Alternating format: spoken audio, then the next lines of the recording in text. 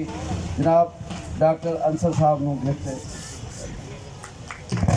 Madam सपना focus stage पे आ जाए।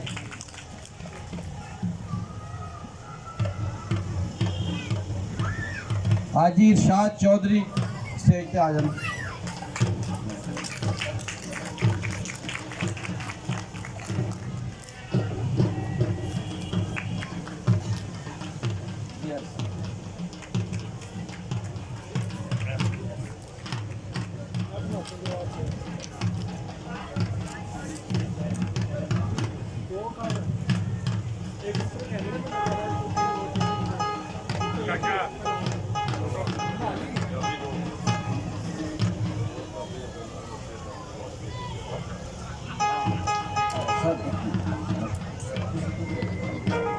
डॉक्टर मियाँ जफर साहब आ जाए।